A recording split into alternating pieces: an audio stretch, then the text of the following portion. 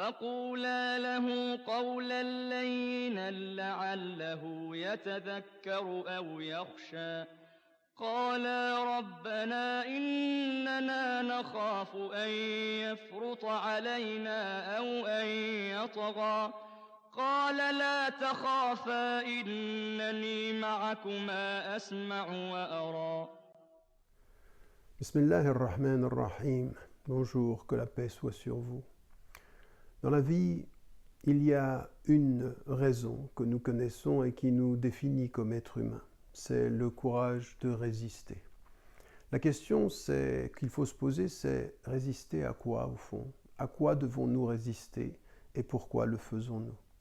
Alors ce qui est le début de notre compréhension de ce courage de la résistance, avec la question de savoir pourquoi et contre quoi nous résistons, c'est d'abord qu'il faut commencer par la connaissance, connaître ce que nous sommes et connaître ce qui nous entoure. Et au fond, le début de la résistance, quand cela est lié à notre voyage personnel, à notre spiritualité, à notre intimité, eh bien, ça commence par la connaissance de soi.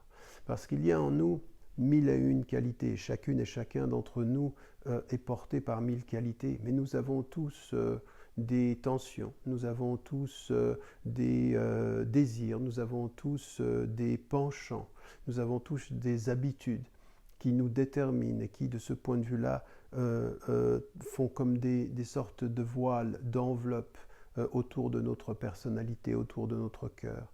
Et ce qui nous est demandé, dans un premier temps, par rapport à nous-mêmes, c'est de revenir à cette innocence, à cette pureté du cœur originel qui nous définit.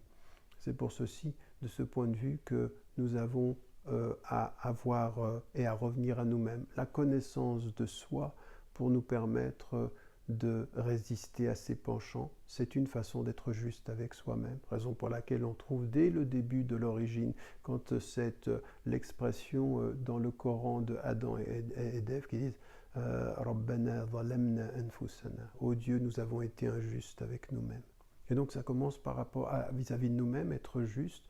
Et puis une des justices par rapport à Dieu, c'est de reconnaître qu'il est unique, parce que l'une des plus grandes injustices, c'est de lui prêter des associés. Et puis ensuite, autour de nous, on s'aperçoit que le monde, il est plein de beauté et plein de justice humaine, plein de discrimination, plein de personnes qui ne sont pas traitées comme des êtres humains, plein de discrimination, avec véritablement dans chacune des sociétés des pauvretés qui ne devraient pas être, des racismes qui ne devraient pas être, des discriminations et des emprisonnements. Et donc de ce point de vue, comme nous travaillons contre nos propres injustices, il faut s'éveiller au monde en se disant que jamais nous ne pouvons accepter sans résister la réalité du monde tel qu'il est. Donc le courage de résister, c'est le courage d'abord de regarder, de connaître, parce que la vraie résistance commence par la connaissance de soi et la connaissance du monde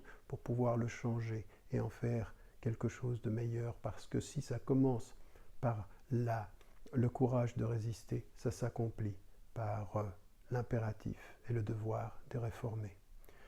N'oubliez jamais de dire à ceux que vous aimez, que vous les aimez. La vie est fragile. قال لا تخافا إنني معكما أسمع وأرى